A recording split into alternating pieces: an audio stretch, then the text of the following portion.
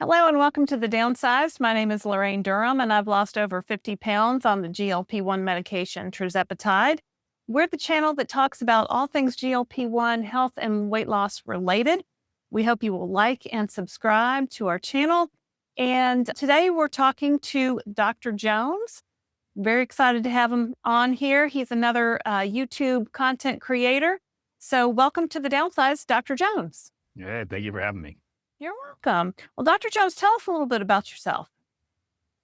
Yeah, I lost 100 pounds when I was 16. So this was pre GLP-1. This was even pre-fasting, So at that time, fasting wasn't even a thing. So, I lost 100 pounds the old school way, bootstraps, 6 meals a day, counting calories, counting macros, Yep. cardio in the morning, weight training. This is all when I was in high school. And it was a big deal for me. It was such a big deal that I was able to, alter my life completely to do this. And so I lost 100 pounds.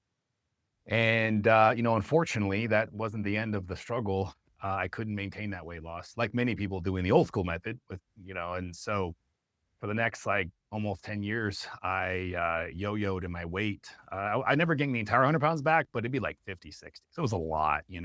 Yeah. Was so frustrating. I would never let myself get depressed. I just get pissed. I get angry. Like, what, and I was became a personal trainer and then a training manager. So seeing so many clients go through the same thing, I ended up just being like, oh, this is just what it is. Some people can Mhm. just, they don't have it. And then some people have it and, Yeah. this issue. And so then fasting, I fast forward because this was when I was 16. So fast forward, I'm like early 20s.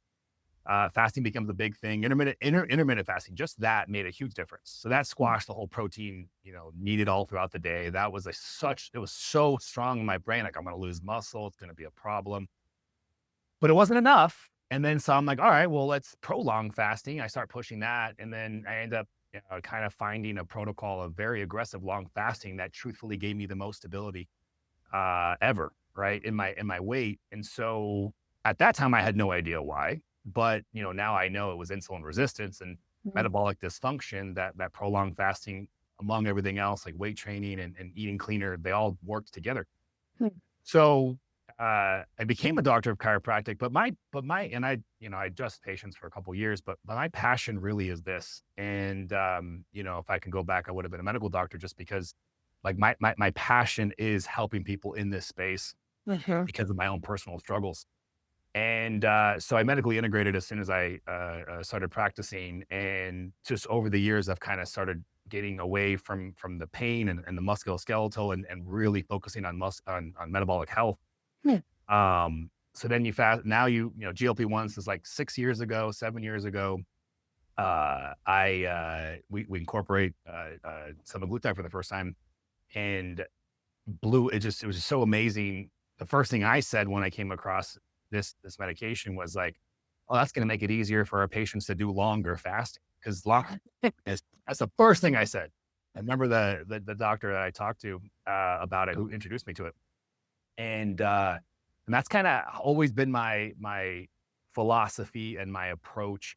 I'm very holistically rooted, but where I think just like I can easily, poke fun of the very straight Western allopathic, I can also poke fun of the super holistic because they also lose sight of this amazing thing called science and technology in front of us.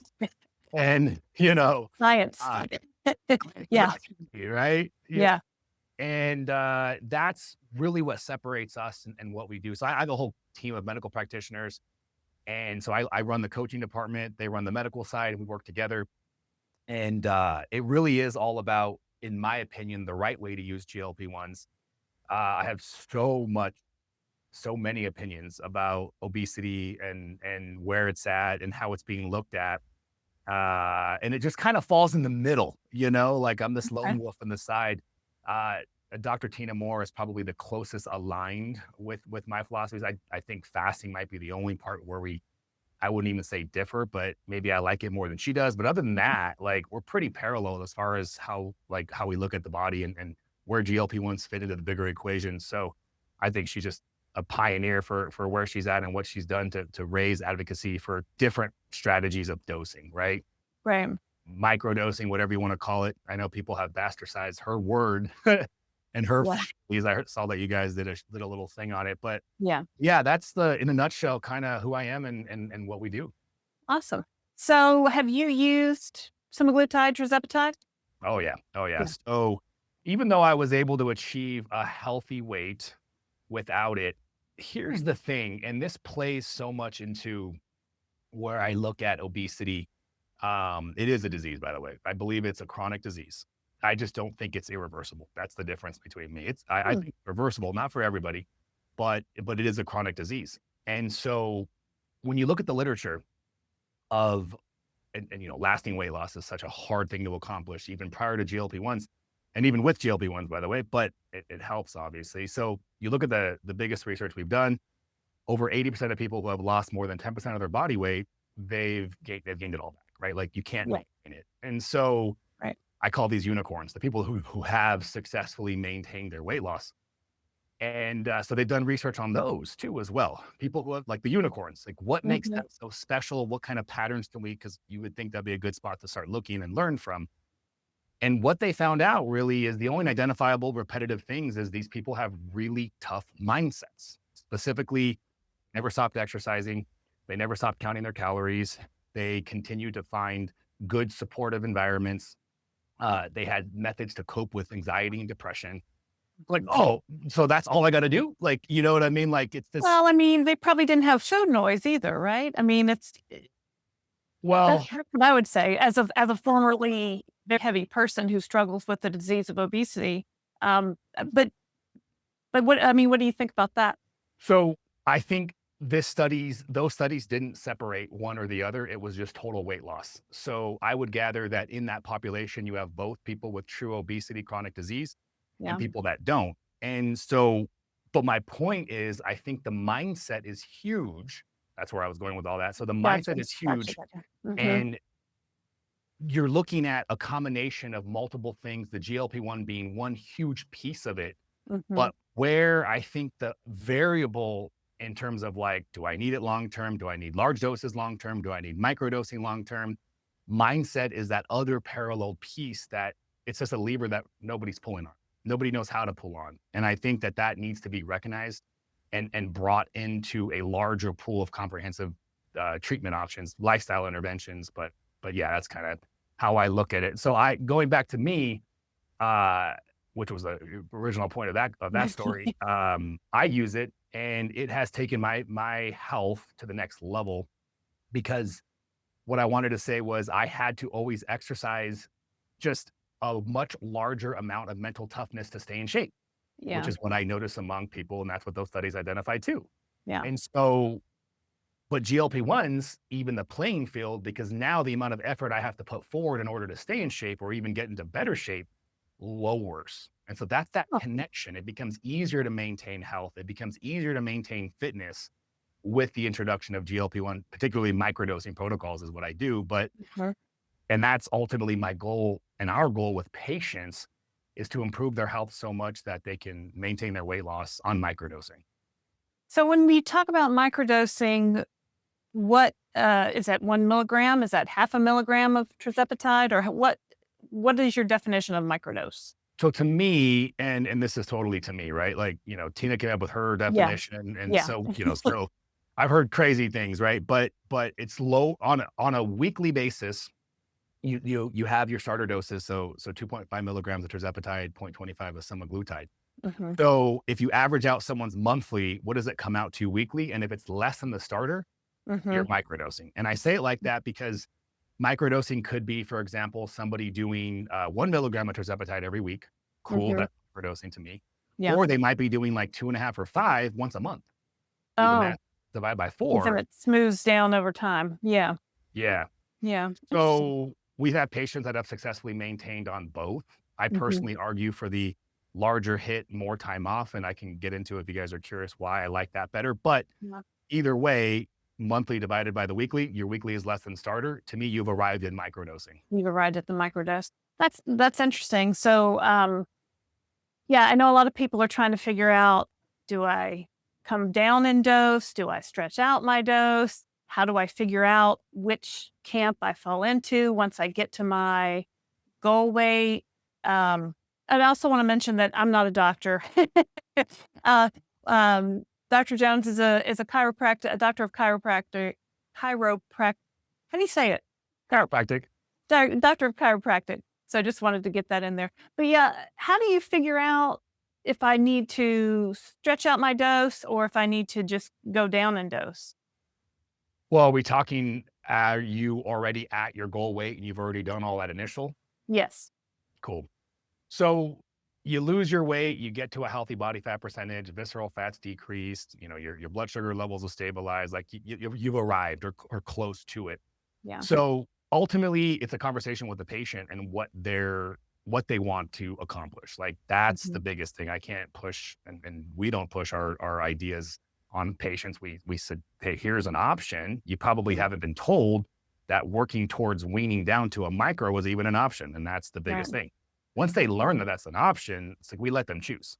And if they ask our opinions, we happily share our opinions. But Yeah. at the end of the day, it's up to the patient. So if somebody wants to stay at their standard 10, 12, 15 because they feel best at that, then whether I agree with it or not is arbitrary. It's like I'm going to share with you my opinion, but it's your choice. Now, if Yeah. somebody asks me, Dr. Jones, what do you think is best? I think it's best to work towards a microdose as a Mhm. goal. Whether it takes you an additional 1 year after you've gotten to maintenance or it takes you 3 years. This is a constant life battle thing because I do Yeah. believe it's a chronic disease.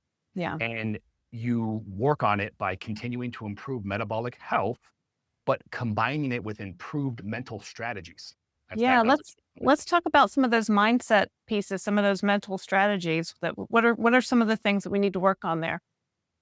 well, number one, I think recognizing the difference between just self and body. I think there's just a complete lack of understanding or maybe even belief that, and I try not to get too spiritual, but, just knowing the difference between you and your body and, you exercise, not in the physical sense, but you do exercise an ability to control and have an effect that you can exert on your body.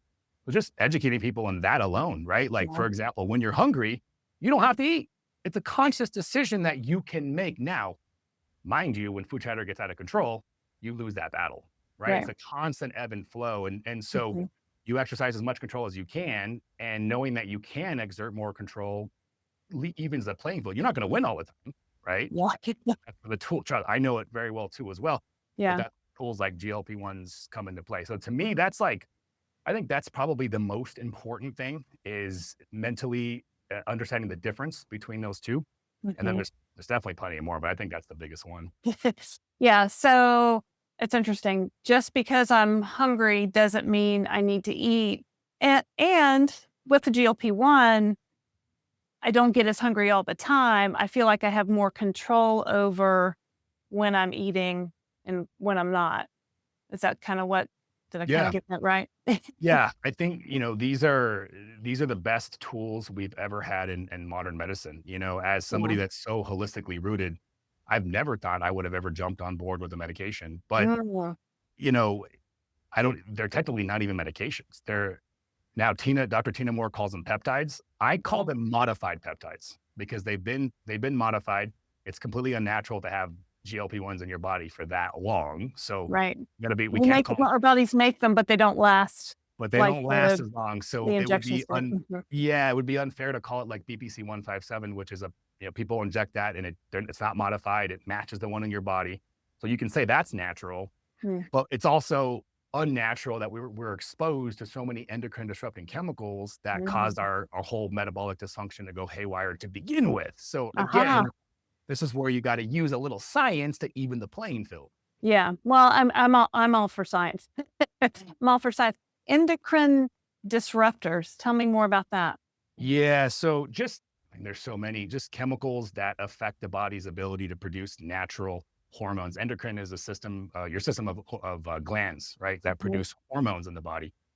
And men's testosterone levels, women too, by the way, but men, it's more abundantly apparent because they have much more testosterone. But that's an example of a key hormone in a body that's just been declining for the past 50, 60 years. And that's why sperm production and Mm, infertility is getting out of control. Like yeah.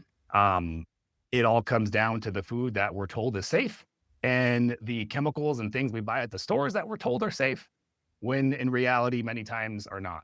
And our body's just in a constant state of assault, Yeah. and its ability to defend itself and maintain a balance, homeostasis, is getting challenged, I think, every single day.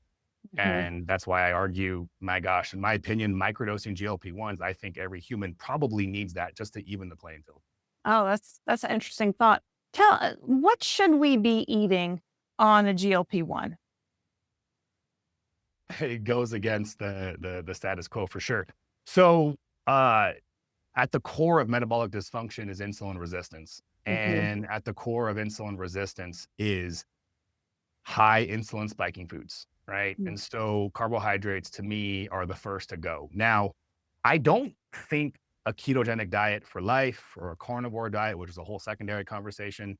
I'm big fans of these tools short term to fix the metabolic dysfunction. Hmm. And we can have a conversation about whether or not they may be good for long term, right, for life, right? But Yeah. even if those studies did come out, at the end of the day, like, as people pay me to help them achieve goals, I have to have a conversation. What's the roadblock? Well, Dr. Jones, I can't eat just meat for the rest of my life. I'm not doing it. Yeah. I'm never going to have carbs for the rest of my life. Like, Not doing it. yeah, Yeah. exactly. Exactly. Right. So, as much as what's best for the body based off science and objective data is important, subjectively, you're dealing with a person. Yeah. And what are they going to adhere to? And me, myself, too. Like, Yeah. I've done strict keto diets. I recently did a 3-month carnivore diet and I felt amazing. But then life starts settling in. And, it's just, I also want to have some fun and enjoy life too, as well. And so, Yes. um, I do think, though, and this is our part of our program, is short term, 3 to 6 months. Can I get that commitment, Mrs. Jones? Can we get 3 to 6 months of just cutting out the carbs as much as you possibly can with the strategic fasting, resistance training, yada, yada, yada? And I think most people can do a short term commitment. And then the goal is to introduce Yeah. carbs. Goal is to introduce carbs later. So keeping carbs under how many? 50 50? grams of net carbs. That's Um, not unreasonable. not, and I'll tell you, some strict ketogenic diet doctors, so many of them, like Dr. Berg, Yeah. is a big one that I think of. Uh, there's protocols that call for basically 10 or zero, which they'll say people Yeah. need that low to fix it. And I would agree. But where I've noticed over the years, I've been able to get people better without having to go that low because of the fasting, because we're doing Mhm. strategic long fasting, 36 hours, sometimes longer, every single week for 3 months. What? What the what? But tell me about the fasting. Yeah. And so that sort of intensity, which, by the way, GLP-1s and peptides make it super easy. So just keep in mind, like, asking people to do that. I did without GLP-1s, and it was hard. I mean, most people just, it was hard. Yeah. I'm Um, hungry. but with GLP-1s and peptides, doing Yeah. a 48-hour fast is actually pretty easy, you Mhm. know? So Uh, what benefits now you talked about insulin resistance. Um, how do I know if I have insulin resistance? Yeah, I mean, if I can just be frank, anybody who's overweight probably has a certain amount of insulin resistance. Now, um, late stage insulin resistance by definition is pre-diabetes and then diabetes and then insulin dependent diabetes. Like, so Gotcha. that's That's describable late stage. But yeah. prior to that, you can get a simple lab test. Unfortunately, your insurance companies won't cover it. Your doctor will never bring it up, but you can ask your doctor for it. A fasting insulin and C-peptide, you shouldn't pay more than $50 for that test. And I'm telling you, Fasting. right. What say the name of it again? Oh, Fasting insulin fasting insulin and C-peptide. and C-peptide. Okay. Yeah. Never heard of those before. You But shouldn't pay more than $50 for that test, and that test could quite literally save your life. And I mean it when I say that, because you could catch objectively, semi-objectively, right? It's mhm, not a 100% like end all be all, but it's a pretty good screening test. And that number should be on the lower end of the reference range, because if you're mhm. fasted, your insulin levels shouldn't be elevated. Ah, And when insulin levels are elevated despite being in a fast, that's 8 hours, still then that's bad. that means you have insulin resistance. Interesting. Interesting. Yeah, I've always had like all my numbers have always been good. always been 30, 40 pounds or more overweight. And I always thought, oh, insulin resistance. Maybe I've got that. How do I fix that? Um, I think yeah. it's a tragedy that that test probably will never be in, I should say probably never, because we have some interesting people in power right now that are trying to make changes. Maybe they're not making the best changes right now, but at least I see all the criticism of the Make America Healthy Again movement, and I'm like, you guys are so angry that maybe they're not doing the right choices, but at least they're doing something. When have we ever had some sort of mass inoculation of like, hey, let's try to be healthier? Like, Yeah, I yeah, mean, they're there's not. nothing wrong with being healthier, right? It gets people talking if nothing else. So, I mean, um, so I mean, thinking about the fasting, do I do fast? Because people ask me all the time about intermittent fasting, and I'm like, I don't eat after dinner. I don't like Yeah, the kitchen's closed from 6 p.m. to 6 a.m. Is that a long enough fast? Should I spread for that most out longer? for most people, no. Yeah. No, the big controversy with the benefits of fasting, because the way it's touted by a lot of this people that are essentially the same mindset as me, and then the counter to it would be, well, there's actually higher level research that shows it's just about reducing calories. Well, if that were the Well, I case, mean, then if you're why not are eating for 3 days, that's no calories. yeah, yeah. Yeah. So, but if it was just about reducing calories, then why is there so many people on GLP-1 medications that are on GLP-1 still not eating and still not getting better?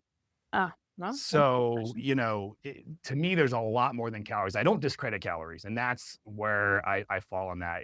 The calorie deficit is like the iceberg that sank the Titanic, right? Like that's the thing that caused it. But what would you blame, the iceberg, or would you blame the captain's inability to turn the boat quickly enough, right? Like Yeah. what led to the calorie surplus or deficit that an individual's in who's trying to lose Mhm. weight or not? And insulin resistance contributes to food chatter, contributes to that dysfunction. So Hmm. there's a lot involved there.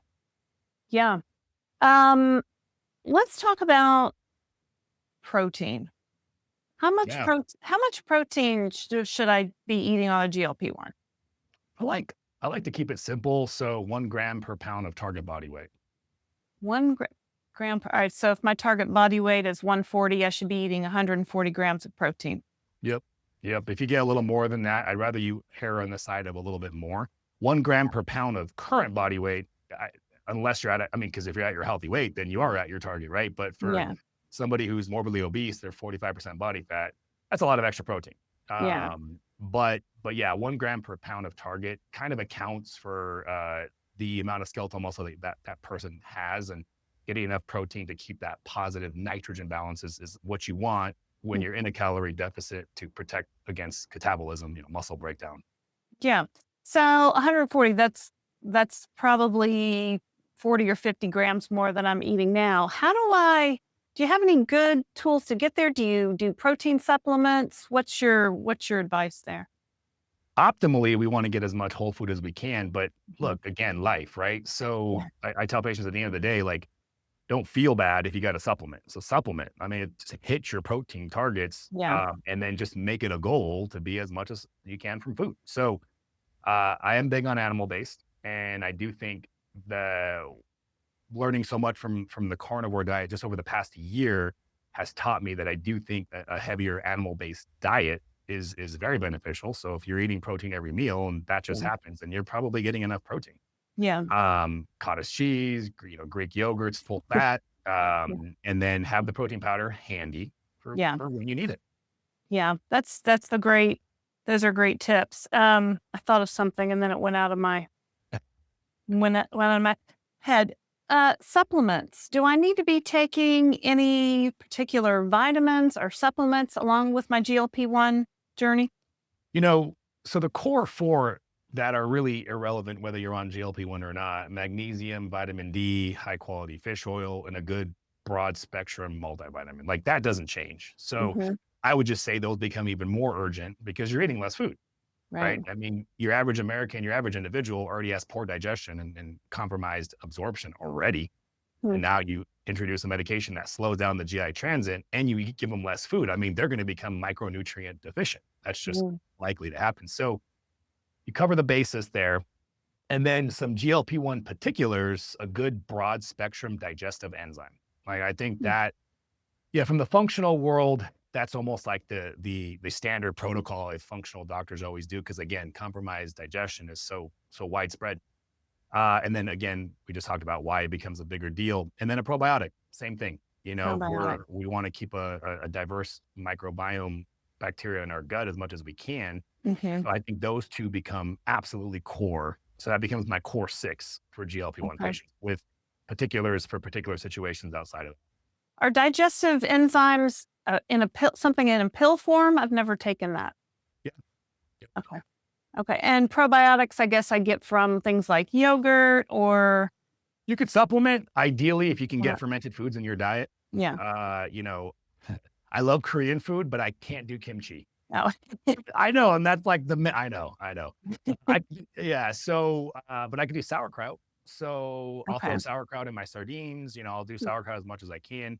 But ultimately, a probiotic supplement, for most people is probably a good idea. Yeah. You don't need to take the same one every single day. Mm, And even though some people do, um, your gut's like a garden, and the bacteria are like seeds. So mm, you're planting new seeds, kind of seeing what grows, seeing what your soil is going to be better for. Everyone's got a little yeah. bit different soil, and so different seeds are going to do better. Yeah. So in my opinion, introducing new seeds every now and then is a good idea because you might like what happens after, you might not, and you just kind of test it out and see what seeds you like. Yeah, I guess with probiotics, I've always heard that, how do you know which probiotic is the right one for your particular And I gut? Just trying different ones and seeing how you feel? Yeah, I mean, there's no science. I mean, you're gonna have so many people try to act like there's conclusive data and sell you this and tell you that, and at the end of the day, there's no science to prove. I mean, we still don't even know what we're trying to prove yet. I mean, Yeah. truthfully, really, I think the most powerful scientifically backed statement we probably can say about the gut is a diverse gut microbiome is strongly correlated with improved markers of health. Huh. Um, so that's about as far as I think we could really solidly say so far. And then we got a lot of mechanistic and theories, and acromencia is a new strand that people are talking about, which that Mm, particular strand has been shown to promote better gut healing than any other one. Data mm. looks pretty cool on that. So I think we're learning a lot about the gut. Yeah, for sure. Um, I watched one of your videos and you talked about zombie mode, and I thought that was really interesting. Can you tell us a little bit about that? Yeah, yeah, for sure. So zombie mode is the comical way to describe battery saving mode too, by the way. What happens to probably the majority of GLP-1 patients. So what it is when your body's metabolism slows down, so Mhm. that metabolic down regulation. Some people call it survival mode, some people call it starvation mode, right? Mm, But this idea that your body is smart enough to say, hold up, I've noticed this trend of a decreased intake of calories one way or mhm. another on a weekly basis. Like I'm concerned about your survival. And so Right. I'm a very intelligent being. So what am I going to do? Well, let me turn down the energy here, and let me crank this down. You don't need to be burning this much energy over here. And what that ends up translating to is lower energy, brain fog, constipation, feeling really cold. Sound Mhm. familiar at GLP-1s, right? Yeah. Yeah. So yeah, these symptoms really do mirror like a hypothyroid kind of situation. Mhm. Um, and what's really cool is you can parse this out if you understand the difference between hypothyroid and starvation mode, even though there's a lot of parallel, and you can also see it on the labs too. Okay, so how do we how do we get out of that starvation mode, that zombie mode? How do we get it moving again? Yeah, it's like do the opposite of what got you there, right? So Eat. right, we have to tell Yeah. the body we're not starving anymore. Yeah. And so I call it a reset. Mhm. Some people call it reverse dieting. As another, that's a more popular term. I kind of trying to popularize the reset, but a 3 to 6 week period where you slowly, weekly, bump up an individual's calorie intake. So you got to find out like what they're averaging, which Yeah. after coaching and talking to thousands of people, they're probably eating about 1,000, which is Yeah. about Yeah. half of what, yeah, half of what they should be eating. Yeah. And over 6 weeks, you get them up to 2,000, give or take, 2,000. I give or mean, give or take. give or take. So, what if I start gaining weight? Yeah, here's the crazy thing. So when you do this right, you won't. In fact, Mhm. you start losing weight sometimes, but from like, well, I'd say 1 out of 4 people start losing weight during the reset, Yeah. but 3 out of 4 maintain weight the entire time. And we're looking for key indicators that we're moving in the right direction. Energy starting to get better, brain fog is decreasing, you're pooping more, you feel less cold, like Mhm. just Yeah. you were in battery saving mode for so long that and think about it, you're all of that's being shadowed by the excitement of losing weight.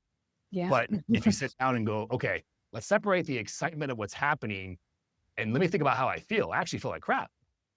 Uh, But, and that's Yeah. that's that's what a lot of people, if they're asked that question, will end up saying. So yeah, it's just that 3 to 6 week period of increasing calories to get your body out. And then when you're out, you're out.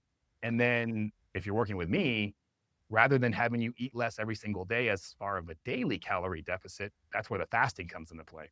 I Mhm. want you eating high protein, high calories the days that you're not doing your long fast, and then Mhm. take advantage of the benefits of a long fast on a weekly basis so that you can get a weekly deficit of calories, but still Mhm. maintain enough calories on the other day so that you don't go back into starvation mode.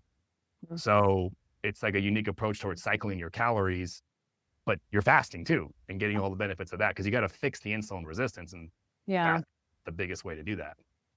Interesting. I haven't heard it combined in that way before. I developed my very non-scientific theory. It's my eat a cheeseburger theory. So when somebody asks me, "Oh, I'm at a plateau, I'm at a stall," I'm like, "Go eat a high calorie meal. Go eat, you know, something that you like that's high calories and see if that doesn't get the scale moving again." Now, 3 to 6 weeks seems like a longer reset than that, but I mean, for me, it has worked on occasion. Yeah. Yeah. I think, again, we don't have let for randomized controlled trials, we don't even have small scale studies on this kind of stuff. This is just stuff that Right. I've observed over the past 10, 20 years, first on Yeah. myself and then so many patients. But consistently and predictably, most of the time, this is what works. But I would agree that some people probably could snap out of it much faster. Because then the other variables that compromise this process is how healthy or unhealthy they are parallel to this. How long have they been starving themselves? To what degree have they been Yeah. starving themselves? My whole Uh, life. No. no, I mean, I mean, literally. Yeah. I I mean, I wouldn't be surprised. I've seen people like that. well, I mean, so I'm 56, so I grew up in the 80s and 90s of low fat, no sugar, no, I've keto, I've done all of I've done all the diets. And I could always lose 20 pounds here, 30 pounds there, but then I'd get bored or lose interest or lose motivation and go off and gain it all back and then probably some more and then rinse and repeat. So it's um yeah, I mean I listened to a lady talk about how that really like messes up your metabolism and I'm like, okay, great. What am I gonna do Yeah, now? you know, I there's no such thing as let me be careful how I word that. Uh, 99% of the time, no one's causing permanent damage. There you go. That's You're good to you're know. not. It sounds scary and it makes a good social media video when you say that, but Yeah. but you're not permanently damaging anything, but you're compromising it for the time that's compromised. Absolutely. Yeah. Mm. Doesn't feel good when you're running off 1,000 calories. I mean, think about how much your body has to adapt to run off of half of the amount of energy that it would like to ideally have. That's a Yeah. huge compromise. Yeah.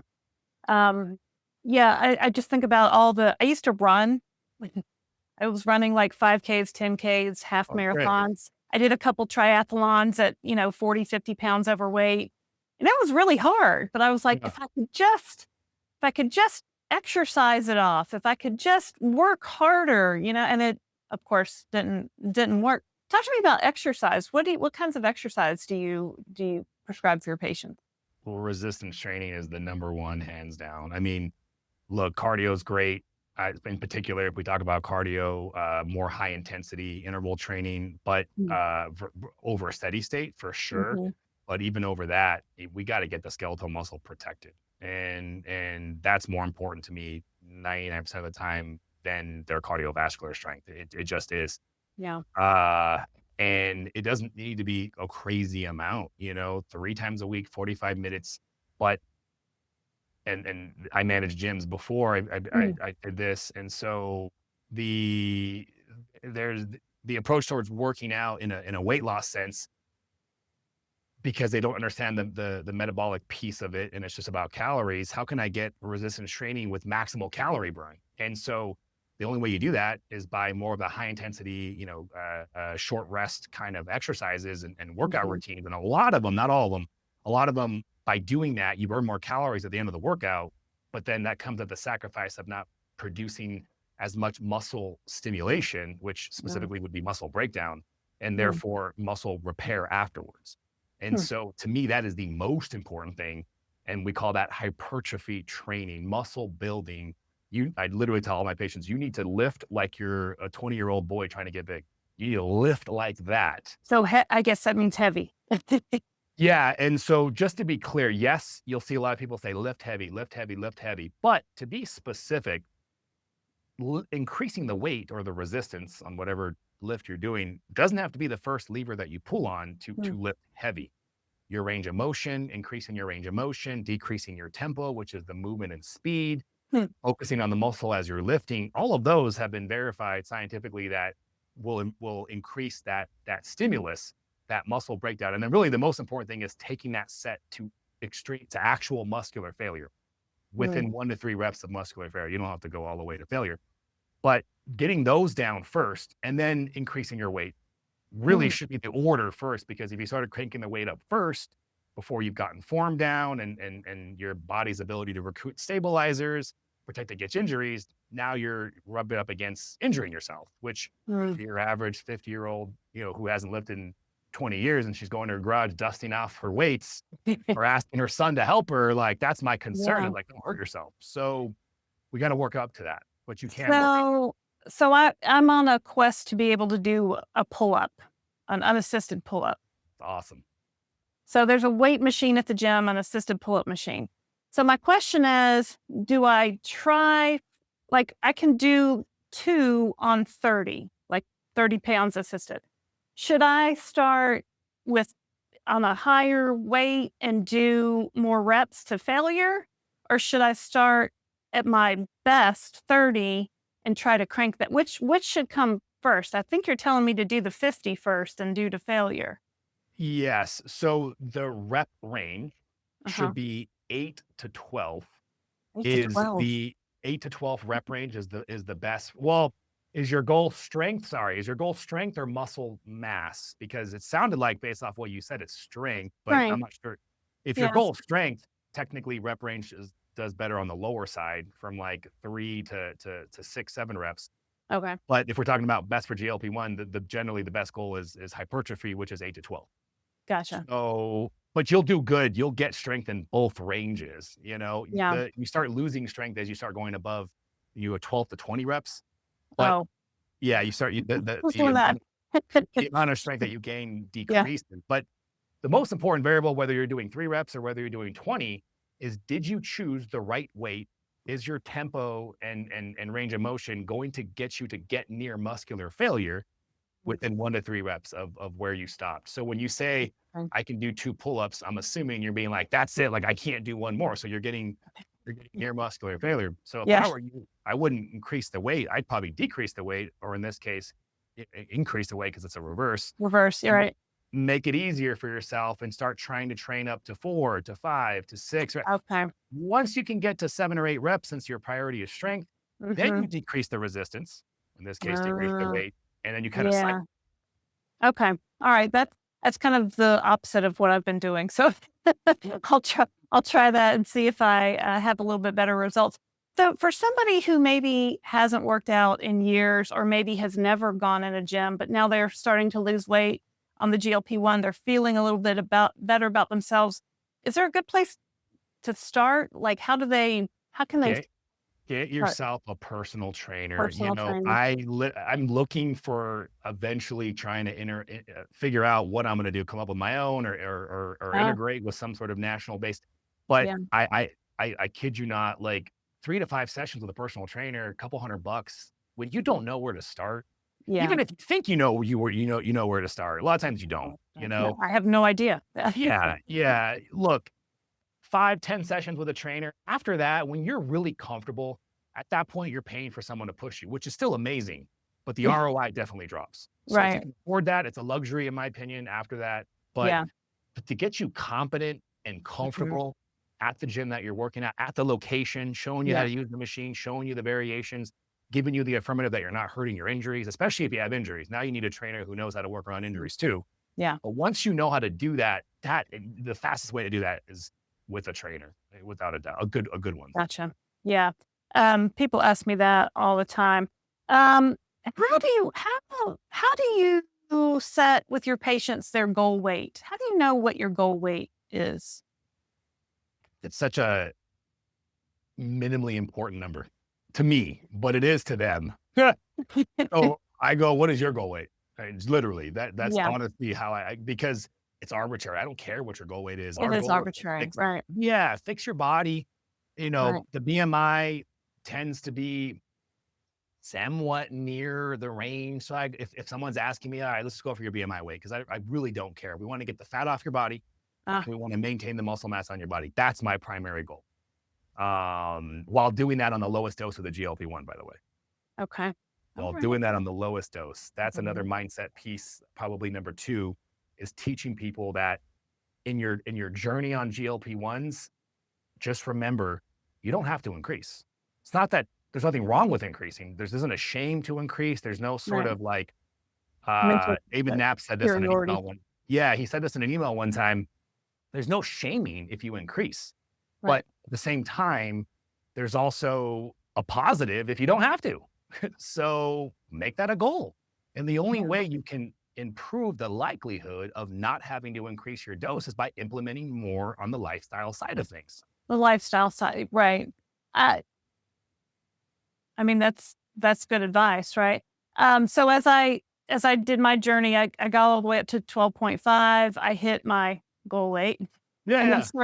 started coming down and continued to lose weight on the way down, lost about 10 more pounds, and then said, okay, I think I'm where I want to be now. So I've kind of leveled out around right now I'm doing 7.5. I have been on 5, but I gained a little bit of weight and I thought, "Oh, maybe I need help. I need to go back up." But um uh, so I'm just wondering, I'm just kind of I don't trust myself to go down too low because I mean, I've been battling this my whole life, right? So if I go too low, I'm just worried that, the wheels are going to fall off and I'm going to gain my 50 pounds back all over again. Does that make sense? 100%. And I have to remind, and I I'll do like intro group calls with Five. That's one of my more popular programs where it's like intimate, but it's, I can only do so many one-on-ones, right? So Yeah. I'll tell these ladies, it may not look like it, but I have walked your shoes for a decade. I have struggled back and forth as a freaking 19-year-old male, wondering why I can't maintain my weight loss. Like, trust me, I get it. The Yeah. feelings of not feeling like you can control your damn body, Yeah. and I Oh, think for that sure. allows me to connect with them, really well. So trust me when I say this, I'm saying it to you. I understand what you're saying. Like, and there's no shame for staying at 7.5. My goal for you, not that I'm working with you, I'm just saying my goal would be to inspire you to say, hey, it's okay. Mhm. Let's work on some other keep doing whatever makes you feel stable. Yeah. Let's work on some other areas of your health. And then 6 months later, 3 months later, we'll come back and we'll just see what happens when you go on 5, knowing that you can always go back to 7.5. Yeah. I know if I can do some other things here prior, fix your body, improve insulin resistance with all these different things, I feel confident you're going to be on 5 and you're going to be like, oh my gosh, this time it feels very different. And I'm going to say, Mhm. cool, let's try that for 6 months and then do the same thing, wash, rinse, repeat, 2.5. Yeah. As long as we're doing this journey together and you're feeling Yeah. that you're in control the whole time, Yeah. why wouldn't you want to go down? Well, I kinda have to get I mean, this is my week 94, but even so, I like how you're thinking saying 3 months, 6 months. I'm like, "Oh, that's such a long time." Oh But yeah, there's no rush. there's no rush, right? I mean, I know that. I know that, like, I can say that, but then I'm like, "Oh, no, it has to all happen on a timeline." And I tell people it's a process, it's a journey, this is our life now, this is how we live, but to really, like, then think, "Oh, maybe, 3 to 6 months, drop, be on like, I don't I know. think But I'm still, still wrapping my head around all the things. totally, totally. My advice to you would be just knowledge, right? Like Mhm, the more you learn about the areas, you automatically can take more responsibility for those areas mhm. and knowledge, responsibility, and then you'll have more control over it, right? There's an interplay between those three things. And so Yeah. for you, just learning more about metabolic health, learning more about deep fasting, learning more about these tenets that I talk about and how they play back to what you're doing, you'll find yourself being able more at cause and more control over it. And then you'll be able to make a decision from stability versus where I can sense right now, which is like, I don't feel stable, right? Like Yeah. that's what I'm perceiving from you right now. So then don't Yeah. make any changes. Let's get you more stable by learning more and showing you what happens when you start doing some of these things. And then you go from there. Interesting. Yeah. Get more stable, get more comfortable, where I'm at, so to speak. Yeah. Good advice. Yeah. Well, No, tell us how people can find your, platform, Dr. Jones. yeah, yeah. I mean, I'm everywhere now. It's been social media. My gosh, I only started a couple years ago. It seems that's where the world is heading with businesses and AI and stuff. So you can pretty much find me on every platform: Instagram, TikTok. TikTok is kind of where I started, Mhm. and then recently YouTube and Instagram. Now I'm putting a lot more effort towards that. Obviously, YouTube is the best if you want to really, really get into the long form. Again. Yeah. But if you like to digest, mini bite sizes, that's TikTok. And if you just want Yeah. to have fun, Instagram. That's kind of how I do my three. Learn on YouTube, bite size learning on TikTok, and I'm doing more memes and fun stuff on Instagram. Gotcha. I'll follow you in all places. And are you just Dr. Jones, or how do Dr. we? Jones, DC. Yeah. Dr. Jones GC, got it. Okay. All right. Well, thank you so much, Dr. Jones, for your time today. I really appreciate talking with you and learning some more about this. Please check out Dr. Jones's platforms on TikTok, Instagram, YouTube, and we hope you will like and subscribe to the Downsized. And that's it for today. Thanks for watching. I'm Laraine Durham for the Downsized. Yeah. Thank you for having me.